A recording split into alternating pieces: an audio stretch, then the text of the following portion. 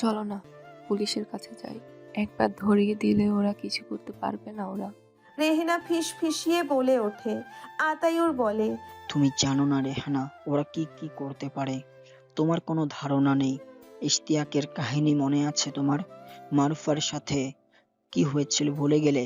আমি আমার মেয়েটাকে হারাতে পারবো না। আতাউর আলম ভয় পাচ্ছে। এত সহজে হার মেনে নিলেন আতাউর আলম? না, একজন বাবা ভয় পাচ্ছে রেহানা।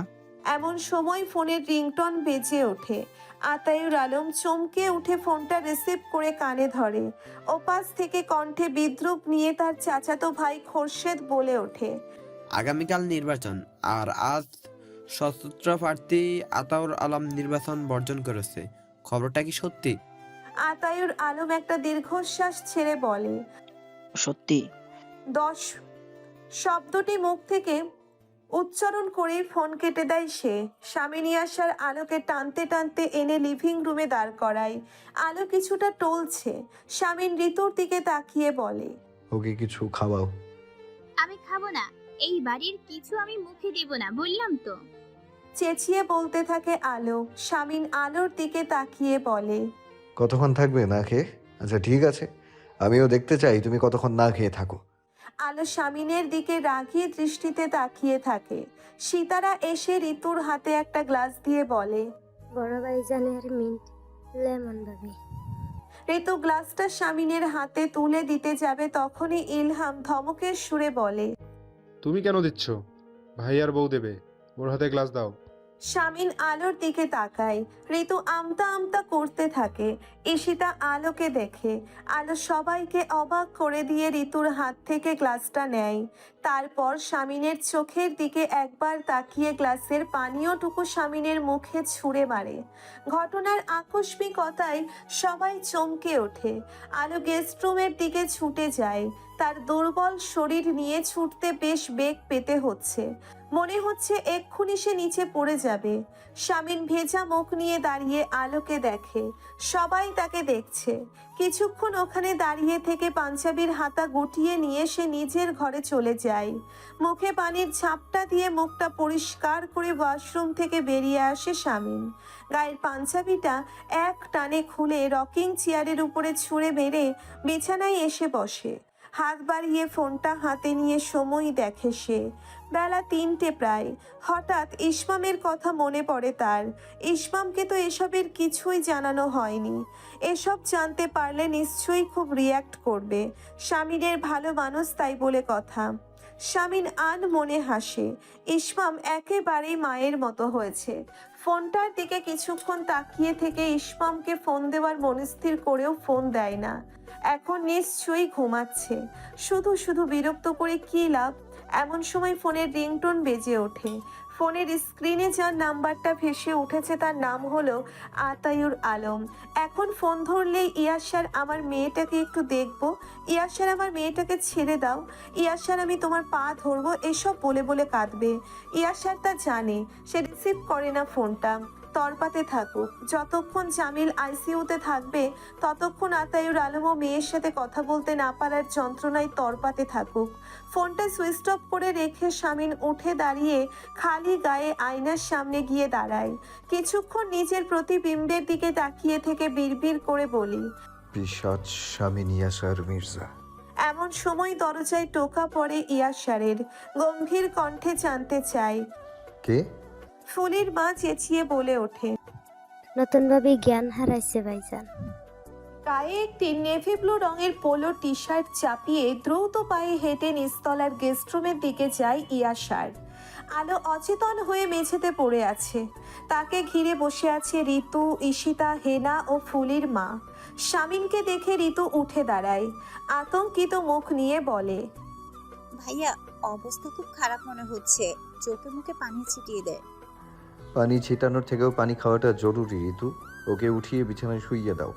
সবাই ধরাধরি করে আলোকে তুলে বিছানায় শুইয়ে দেয়। ঈশিতা ভাইয়ের দিকে রাগী দৃষ্টি দিয়ে তাকিয়ে আছে। স্বামী নিয়াসার তার দিকে তাকিয়ে বলে, পরীকে ফোন করে ডাক, এসে দেখুক। ঈশিতা কপাল কুঁচকে বলে, পরি কি ডাক্তার? ও স্টুডেন্ট। আর পরি কেন ডাকবো? ডাক্তার এলে তোমার অপকর্ম সব ফাঁস হয়ে যাবে সেই ভয়ে? হ্যাঁ তাই। তেজি কণ্ঠে বলে ওঠে ইয়াশার। ঈশিতা আহত চোখে ভাইকে কিছুক্ষণ দেখে, তারপর পরি নামের মেয়েটাকে ফোন করে আসতে বলে ভাইয়ের দিকে তাকিয়ে নরম গলায় বলে, তোমার কি হয়েছে ভাইয়া? কেন করছো এমন তুমি? বললাম না বংশের ঐতিহ্য চর্চা করছি। ঈশিতা দৃঢ়ভাবে বলে, জোর করে বিয়ে হয়? এই বিয়েটাই হয়নি। তুমি ওকে ওর পরিবারের হাতে তুলে দাও ভাইয়া। শত্রুতার জেদ ধরে তুমি মেয়েটার গোটা জীবনটা এভাবে নষ্ট করো না। মনে রেখো তোমারও বোন আছে। আমার বোনের জন্য আমি আছি, ভয় পাচ্ছি না তোর কথায়। ভাইয়াকে কিছু বলা বৃথা।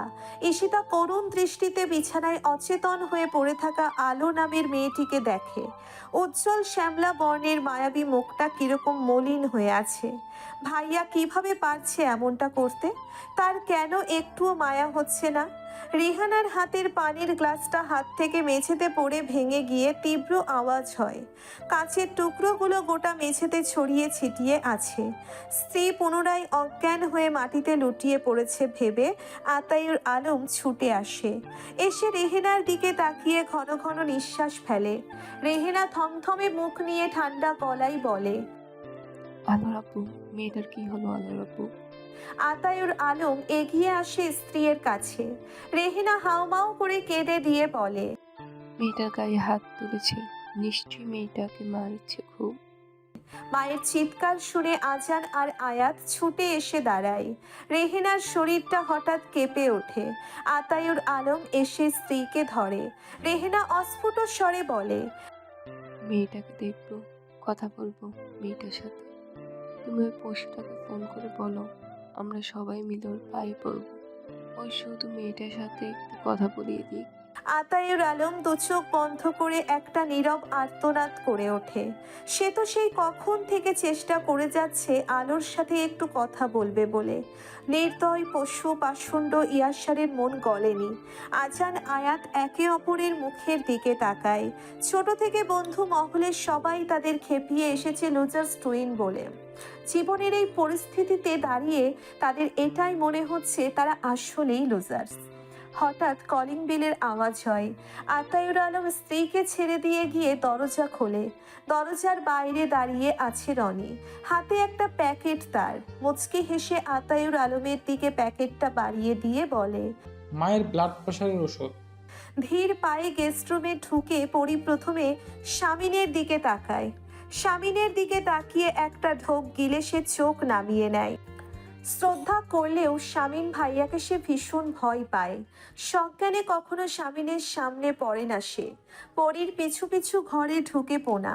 পরি পোনার মেয়ে, দুধে আলতা গায়ের রং নিয়ে জন্মেছিল বলে পোনা খুব শখ করে মেয়েটির নাম রেখেছিল পরি। পরি আসলেই পরীর মতো দেখতে। ঘরে দাঁড়িয়ে থাকা প্রত্যেকের মুখের দিকে তাকিয়ে পরি পোনার দিকে তাকায়। পোনা চোখ দিয়ে ইশারা করে পরীকে বিছানার দিকে তাকাতে বলে। সে বিছানায় শুয়ে থাকা আলোকে একবার দেখে পুনরায় নিজের বাবার দিকে তাকায়। পোনা মৃদু স্বরে বলে, বড় ভাবি তোর। আলোকে খুঁটিয়ে খুঁটিয়ে কিছুক্ষণ দেখে সে। মায়াবী মুখশ্রী, তাকালে সহজে চোখ ফেরানো যায় না। ধীর পায়ে হেঁটে গিয়ে বিছানার পাশটাতে বসে। আলোর পালস রেট চেক করে ব্লাড প্রেশার চেক করে স্বামীনের মুখের দিকে তাকায়। স্বামীন তার দিকেই তাকিয়ে আছে। শরীর অত্যন্ত দুর্বল ভাইয়া, কিছু খাওয়াতেই হবে। কতক্ষণ না খেয়েছিল? 19 ঘন্টা। 19 ঘন্টা না খেয়ে দিব্যি থাকা যায়, পানি না খেলে সমস্যা হবার কথা। পানিও খায়নি।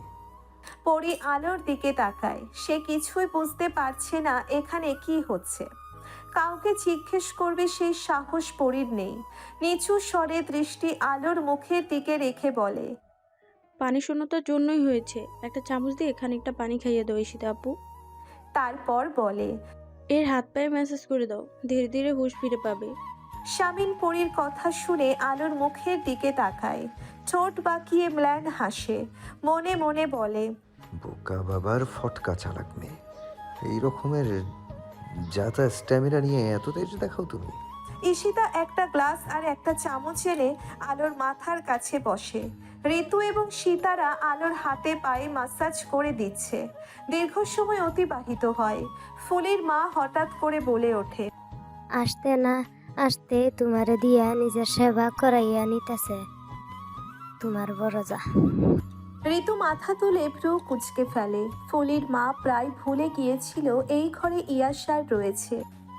মনে পড়তেই সে থমথমে মুখ নিয়ে দাঁড়িয়ে থাকে। ইয়াসার কিছু বলে না, তার দৃষ্টি আলোর দিকে। তীক্ষ্ণ দৃষ্টি দিয়ে সে আলোকে পর্যবেক্ষণ করছে। গুনে গুনে 7 সেকেন্ড তাকিয়ে থেকে সে চোখ সরিয়ে নেয়। ঈশিতা আলোর মাথায় হাত রেখে নরম গলায় ডাকে, আলো। আলোর জ্ঞান ফিরেছে, কিন্তু চোখ খুলে তাকানোর শক্তি সে পায় না। নারী কণ্ঠ কানে যেতেই সে কপাল কুঁচকে ফেলে খানিকটা। ঈশিতা সাহস পায়। 4 চামচের 1 চামচ পানি অবচেতন আলোকে জোর করে খাইয়ে দেওয়ার চেষ্টা করে। খড়খড়ে কণ্ঠনালীতে দুফোঁটা পানির অস্তিত্ব পেয়ে আলোর অবচেতন মন স্বস্তি পায় ঠিকই, কিন্তু তার চোখ দুটো বন্ধ। ঋতু এগিয়ে বসে আলোর গালে হাত রেখে ডাকতে থাকে, আলো, আলো। 2 বার ডেকে এসে থেমে যায়। তারপর স্বামীনের দিকে একবার তাকিয়ে আবারও ডাকতে থাকে, ভাবি, ভাবি। আলো ধীরে ধীরে চোখ খুলে পিটপিট করে তাকায়। সবকিছু ঝাপসা লাগছে। সবাই জানে সে 19 ঘন্টা খায়নি, কিন্তু সবাই জানে না আলো গত 27 ঘন্টা ধরে কিচ্ছু খায়নি। গতকাল বেলা 11টার দিকে কলেজের ক্যান্টিনে একটা সিঙ্গারা খেয়েছিল এবং ওটাই শেষ খাবার। আলোকে চোখ মেলে তাকাতে দেখে অদ্ভুতভাবে নিজের অজান্তেই ইয়াসার একটা স্বস্তির নিঃশ্বাস ফেলে এবং সাথে সাথে সে ভীষণ অবাক হয়ে যায়। আশ্চর্য, সে এমন অদ্ভুত কাজটা কেন করলো? ঋতু ম্লান হেসে বলল, ভাবির জ্ঞান ফিরেছে। ঈশিতা একবার ইয়াসারের দিকে তাকিয়ে গম্ভীর কণ্ঠে ঋতুকে বলে, মেজো ভাবি, এক বাটি স্যুপ দিয়ে এসো, আর তোমরা সবাই এখান থেকে যাও 3 সেকেন্ডের মধ্যে। ইয়াসার বোনের দিকে কয়েক মুহূর্ত তাকিয়ে অকারণ ঠোঁট বাঁকিয়ে হাসে। পরীর দিকে তাকিয়ে বলে, কিরে, তোর ভিজিটের টাকা নিবি না হবু ডাক্তার? পরী মুচকি হাসে, অনেকটা সাহস নিয়ে বলে, বিয়ের মিষ্টিও কিন্তু বাকি আছে ভাইয়া, ওটা আগে খাওয়াবেন। আপনি আসলে করতে চাইছেনটা কি একটু পরিষ্কার করে বলবেন আব্বা? সারাদিন এই প্ল্যান করছেন, সেই প্ল্যান করছেন, অথচ কাজের কাজ তো কিছুই হচ্ছে না। সমস্যার ভূঁইয়া নিজের ছেলে সাগর ভূঁইয়ার দিকে তাকায়। ছেলে তার রীতিমতো বাপকে ধমকাতে শিখে গিয়েছে। সাগর জায়েদ আলীর দিকে আঙ্গুল তুলে আবারও বলতে থাকে, ওনার সাথে একচেটি আলোচনা করে এতদিন পণ্ডশ্রম করে গিয়েছেন শুধু। আপনার বুদ্ধি দেখে আমি অবাক হই আব্বা। কোথায় ইয়াসারকে রাস্তা থেকে সরিয়ে দেবেন তা না করে ওর চেলাটাকে মারলেন। ইয়াসারের তো টিকেও নাড়া গেল না, দিব্যি তার দলের লোকেরা প্রচারণা চালিয়ে যাচ্ছে। আতাউর আলম তো সরে দাঁড়িয়েছে। বাবার কথায় তাচ্ছিল্যের হাসি হেসে সাগর বলে, ইয়াসারকে মেরে দিলে আতাউরকে সামলানো কোনো ব্যাপারই ছিল না আমাদের কাছে। আর আতাউরকে ফাঁসানোর যে প্ল্যান করেছিলেন, লাভ কি হলো? ইয়াসারের তো কোনো শীত গরম দেখছি না। ও তো এত সহজেই ছেড়ে দেওয়ার পাত্র না। ও কেন আতাউরের পিন্ডি চটকাচ্ছে না? একটা ধুরুম মার লেগে গেলেও কিছুটা সুবিধা হয়ে যেত। সমস্যার ভূঁইয়া ছেলের কথায় চিন্তিত হয়ে পড়ে। তাই তো ইয়াসার এত চুপচাপ বসে আছে কি করে? বিষয়টা বেশ গোলমেলে। সাগর বাবার দিকে তাকিয়ে ধমকের সুরে বলে, এইবার যদি কোনো একটা অঘটন ঘটে না আব্বা, তাহলে আপনি ধরে নিন দলের সভাপতি পদ থেকে আপনাকে সরে দাঁড়াতে হবে। এই স্যুপটা এখন তুমি মুখে দেবে আলো। ঈশিতার কথা শুনেই আলো মুখ সরিয়ে নেয়। ঈশিতা একটু কঠিন হবার ভান ধরে আলোর থুতনি ধরে জোর করে 1 চামচ স্যুপ খাইয়ে দেয়। আলো বাধা দিতে গেলে তার গায়ে খানিকটা পড়ে যায় স্যুপ। ঈশিতা ধমক দিতে চেয়েও দেয় না। মায়াবী মুখশ্রীর দিকে তাকালেই মায়া লাগে তার। সে নরম গলায় আলোর মাথায় হাত রেখে বলে, তোমার বাবা মাকে দেখতে চাও? আর চান্স কিন্তু এখনো 50-50 আছে আলো। তুমি যদি এভাবে না খেয়ে মরে পড়ে থাকো তাহলে তো কোনো লাভ হবে না, তাই না? আলোর ঠোঁট কাঁপছে। ঈশিতার নমনীয় ব্যবহারে তার মধ্যে জমে থাকা কান্না সব বেরিয়ে আসতে চাইছে। বেশ কয়েক মুহূর্ত চেষ্টা করেও সে আটকাতে পারে না। ঝরঝর করে কেঁদে দিয়ে বলে, কেন আপু, একটা সামান্য জ্বরের দাম আমাকে নিজের সর্বস্ব খুইয়ে দিতে হলো কেন? ঈশিতা কোনো উত্তর দেয় না, সে তো জানে না এর উত্তর। আলো ফুপিয়ে ফুপিয়ে কাঁদছে। কিছুক্ষণ পরে কান্না থামিয়ে কঠিন গলায় বলে ওঠে, ওই জানোয়ারটাকে কখনো ক্ষমা করব না আমি, কোনো দিনও না। শেষবারের মতো ফোনটা চেক করে ইসমাম ফোনটাকে দূরে ছুঁড়ে মেরে হাত দিয়ে দেওয়ালে সজোরে ঘুষি মেরে দেয়। তারপর এসে নিজের বিছানায় উপর হয়ে শুয়ে থাকে কিছুক্ষণ। মাথা কাজ করছে না তার, এতটা অস্বস্তি বোধ হচ্ছে কেন। কিছুক্ষণ বিছানায় শুয়ে থেকে আবারও উঠে বসে। অর্গানাইজেশন থেকে বারবার ফোন দেওয়া হচ্ছে, ইসমাম কেন তার কাজে যাচ্ছে না তাই। ভার্সিটি থেকে ক্লাসমেটরা ফোন দিচ্ছে, কারো ফোন ধরতে স্বস্তি পাচ্ছে না সে। কিছুক্ষণ থম মেরে বসে থাকার পরে সে উঠে দাঁড়ায়। স্টাডি টেবিলের কাছে গিয়ে ড্রয়ার খুলে তার পাসপোর্ট বের করে কয়েক মুহূর্ত সেদিকে তাকিয়ে থাকে। তারপর গিয়ে মেঝে থেকে ফোনটা উঠিয়ে নেয়। মেঝেতে পড়ে গিয়ে ফোনটা সুইচ অফ হয়ে গিয়েছিল। সে ফোনটা অন করে অ্যাম্বাসিতে ফোন লাগায়। ক্যাচ ক্যাচ শব্দে দরজার নব ঘোরে। রাত প্রায় 10টা বেজে গিয়েছে। শামীম দরজা ঠেলে 2 সেকেন্ড সেখানে দাঁড়িয়ে থাকে। তার কপাল কুঁচকে থাকলেও চোখে অস্বস্তির ছাপ স্পষ্ট। নিজের ওপর নিজে প্রচণ্ড বিরক্ত হয়ে যায়। এখন এত অস্বস্তি লাগবে কেন? এত কাণ্ড ঘটিয়ে ফেলেও তো অস্বস্তি হয়নি একটুও। একটা ছোট নিঃশ্বাস ফেলে ঘরের ভেতরে এক পা ফেলে, আর চোখে পুরো ঘরের দিকে দৃষ্টি দেয়। আলোকে কোথাও দেখতে না পেয়ে আর এক পা ঘরের ভেতরে রাখতেই সে তার ঘাড়ের উপর কোনো ভারী বস্তুর আঘাত অনুভব করে। তৎক্ষণাৎ ডান পাশে তাকাতেই দেখে আলো একটা মোটা বই হাতে দাঁড়িয়ে তার দিকে তাকিয়ে আছে। প্রচণ্ড শক্তি খাটিয়ে শামীমকে আঘাতটা করেছে, তাই হাঁপাচ্ছে সে। আলোর প্রচণ্ড শক্তি খাটিয়ে করা আঘাতেও শামীমকে বিচলিত দেখা যায় না, বরং গা ছাড়া ভাব নিয়ে বলে, এক বাটি স্যুপ খেয়ে শক্তি ফিরে পেয়েছো? আলো দাঁতে দাঁত চেপে আর একটা বাড়ি মারতে যাবে, তখন শামীম তার হাত দুটো ধরে ফেলে। হাত থেকে বইটা কেড়ে নিয়ে দরজার পাশের আলমারিতে রেখে দেয়। দরজার সিটকেনি তুলে দিয়ে মৃদু হেসে বলে, তুমি নাকি কারাতে জানো, অথচ এখানে আসার পর থেকে দেখছি চর মারছো, থুতু ছুঁড়ে দিচ্ছ, মিন্ট লেমন ছুটছো, বই দিয়ে আঘাত করছো। এসব কোন ধরনের বাচ্চামো? মানুষ যখন ঘোর বিপদে পড়ে তখন তার মস্তিষ্ক কাজ করে না জানি, কিন্তু তোমার তো পুরো মেমোরি ডিলিট হয়ে গেছে। তুমি আদৌ কারাতে জানো তো, নাকি তোমার সৎ এবং মহৎ বাবা আতাউল আলম টাকা দিয়ে মেডেল কিনে দিয়েছে? আমার বাবার নাম মুখেও আনবি না কুত্তা। শামীম স্বাভাবিক গলায় বলে, কুত্তা বলছো কেন বারবার? আমি তোমাকে কামড়েছি, আঁচড় কেটেছি তোমার গায়ে? আলো অগ্নি দৃষ্টি দিয়ে তাকিয়ে আছে তার দিকে। শামীম বলে, বাবার নামে কিছু শুনতেই পারো না দেখছি, অন্ধের মতো বিশ্বাস করো বাবাকে। তোমার ওই গুণধর পিতা কি করেছে জানো? একজনের জান নেওয়ার চেষ্টা করেছে। আলো চমকে ওঠে, চেঁচিয়ে বলে, মিথ্যা কথা, সবকিছু মিথ্যা কথা। হ্যাঁ হ্যাঁ, দুনিয়ার সব কিছু মিথ্যে। তুমি আর তোমার বাবা সত্যবাদী যুধিষ্ঠির। তার সত্যবাদী বাপের সত্যবাদী কন্যা, তোমার নামটা তোমার বাবা শুধু আলো রাখলো কেন?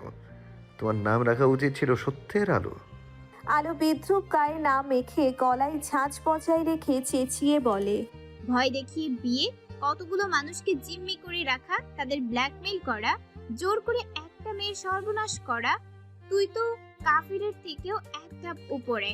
তোর কোনো ক্ষমা নেই পৃথিবীতে।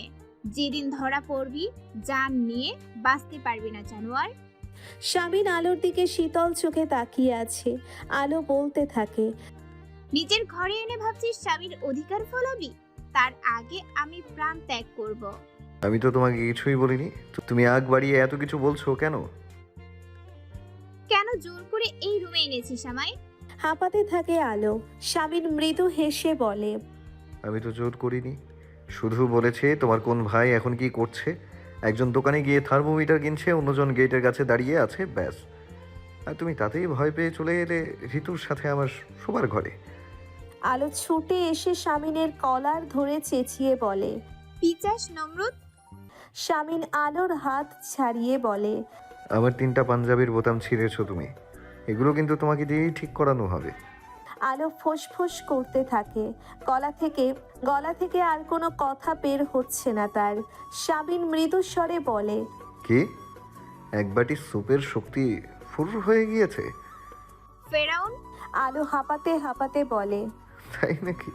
তাহলে তো তুমি আসিয়া হলে।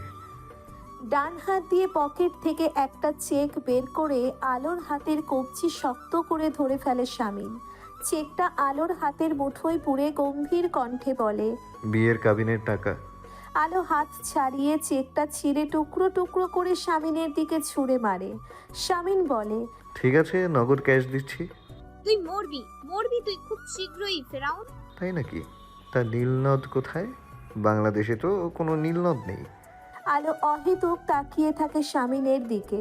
শামিন আলোকে উপেক্ষা করে বিছানা থেকে একটা বালিশ নিয়ে ডিভানে রাখে। পায়ের চটি খুলে ডিভানে উঠে ওদিকে ফিরে শুয়ে পড়ে সে।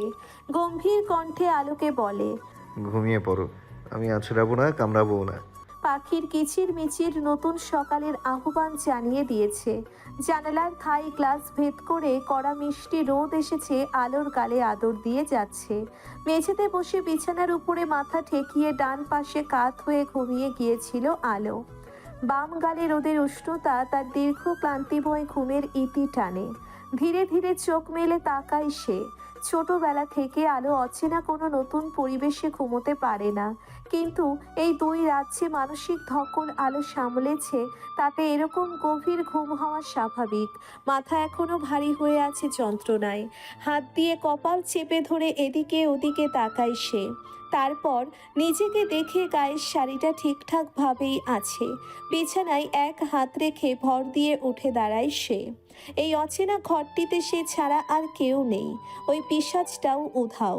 ঘরের দরজা খোলা। আলো এই সুযোগে দ্রুত পায়ে বের হয় ঘর থেকে। সে জানে এই কারাগার থেকে তার পালানোর পথ রাখেনি ওই চতুর শিয়ালটা। তবুও একবার চেষ্টা করলে তো ক্ষতি নেই। ঘরের বাইরে এসে সে নিচতলার সিঁড়ি দেখতে পায়। সিঁড়ি বেয়ে দ্রুত পায়ে নামতে গিয়ে থমকে যায় সে। নিচতলার লিভিং রুমে পিশাচটার 2জন লোক বসে আছে। এদেরকে নিশ্চয়ই ওই পিশাচটা তার উপর নজরদারি করতে এখানে বসিয়ে রেখেছে। আলো 2 মিনিট সেখানে দাঁড়িয়ে থেকে হতাশ হয়ে একটা দীর্ঘশ্বাস ফেলে ঘুরে দাঁড়ায়। ঘুরে দাঁড়িয়ে সে ঋতুকে দেখে। ঋতু আলোর দিকে ফ্যালফ্যাল করে তাকিয়ে আছে। ফিস ফিসিয়ে বলে ওঠে, পালাচ্ছিলেন নাকি ভাবি? আলো প্রায় দৌড়ে ঋতুর কাছে যায়। ঋতুর 2 বাহু ধরে আকুতির সুরে বলে, না পালাচ্ছিলাম না। আপনি আমার একটা উপকার করবেন, একটু দয়া করবেন আমায়। ঋতু চোখ বড় বড় করে ফেলে। সে কি উপকার করতে পারে আলোর? এদিক ওদিক তাকিয়ে নিচু স্বরে বলে, কি ভাবি? আমাকে আপনার ফোনটা দিবেন, আব্বু আম্মুর সাথে একটু কথা বলবো। দয়া করে ফোনটা দিন, আমি আপনার পায়ে পড়ছি। ঋতু আলোর 2টো হাত মুঠি করে ধরে। এদিক ওদিক তাকিয়ে ফিসফিসিয়ে বলে, আসুন আমার সরকার সাথে। দলীয় প্রার্থী স্বামী নিয়াসার মির্জা নিজ এলাকা 19 নম্বর ওয়ার্ড থেকে ভোটদান সম্পন্ন করে বেরিয়ে এসেছেন। ভোট কেন্দ্রের বাইরে গণমানুষের ভিড়। রাহাত এগিয়ে গিয়ে একটা ছাতা ধরে শামিনের মাথার উপরে। শামিন হাত দিয়ে সরিয়ে দিয়ে বিরক্ত ভঙ্গিতে বলে, 1000বার বারণ করেছি, আমার সাথে এসব করবি না। তোরা আমার চাকর? রাহাত লজ্জিত ভঙ্গিতে হাসে। তারপর বলে, না, আপনি আমাদের নেতা। শামিন এদিকে ওদিকে তাকিয়ে বলে, বাকি কেন্দ্রগুলোতে খবর নিয়েছিস ওদিকের কি অবস্থা?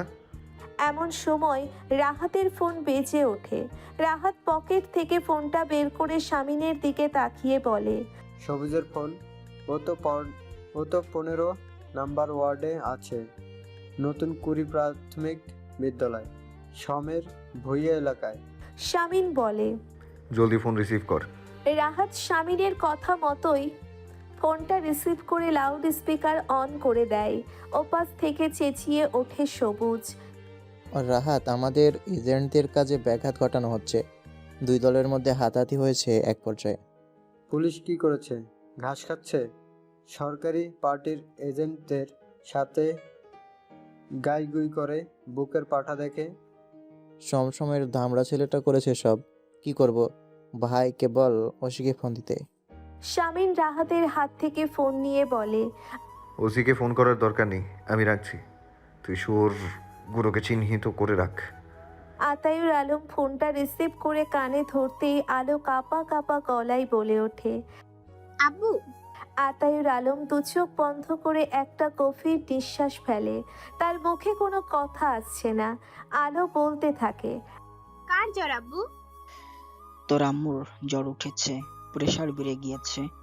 আলো চুপ করে থাকে। আতায়ুর আলম বলে, তোকে মেরেছে আম্মু, খেতে দিয়েছে তোকে। আলোর চোখ বেয়ে দুফোঁটা তরল গড়িয়ে পড়ে। কণ্ঠনালীতে জমে থাকা কান্না জোর করে দমিয়ে রেখে কণ্ঠ স্বাভাবিক করার চেষ্টা করে বলে, ঠিক আছে আব্বু, কেউ আঘাত করেনি, খেতে দিয়েছে আমায়। আতায়ুর আলম আর্তনাদ করে ওঠে। মা, আমার মা, তুই তোর অপদার্থ বাবাকে মাফ কর মা, ক্ষমা কর আমায়। আলো ঝরঝর করে কেঁদে ফেলে। আলোকে দেখে ঋতুর চোখে পানি এসে যায়। কয়েক মুহূর্ত কেঁদে কান্না থামিয়ে বলে, আজান আয়াত কোথায়? ওপাশ থেকে আজান আয়াতের ভাঙা গলার আওয়াজ শোনা যায়। এই তো আপু, আমরা এই তো। আলো ধরা গলায় বলে, ভাই দুটোকে সামলে রেখো আব্বু, ওরা আমার কলিজা, পিজাজটা ওদের উপর নজর রাখছে। আতায়ুর আলম কাঁদতে থাকে।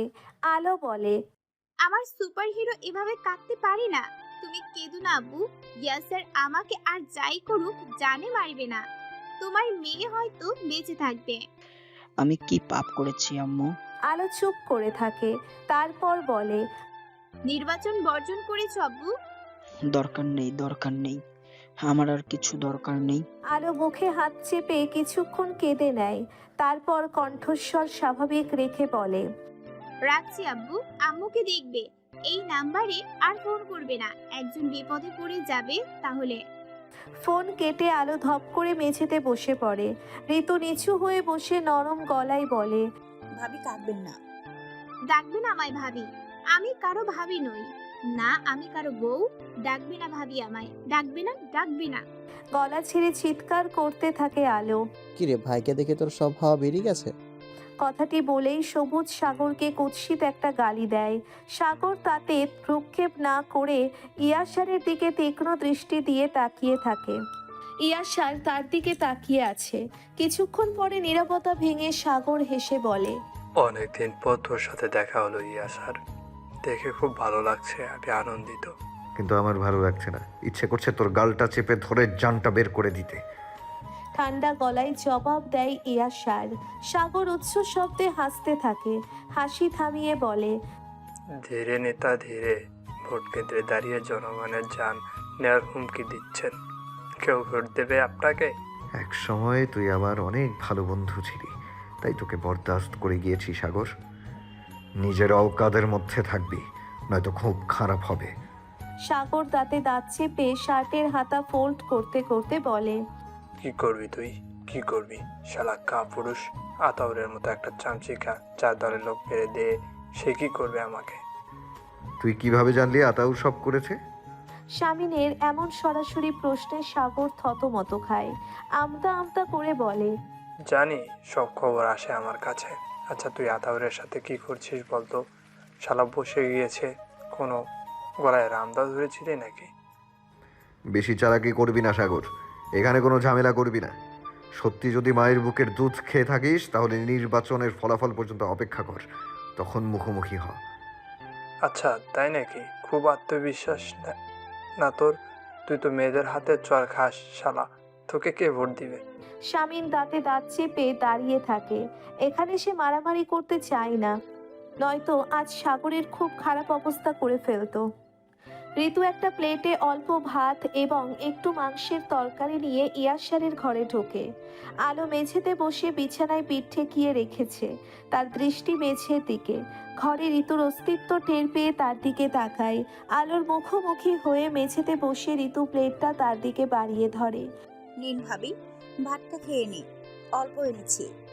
বললাম না আমাকে ভাবি ডাকবেন না।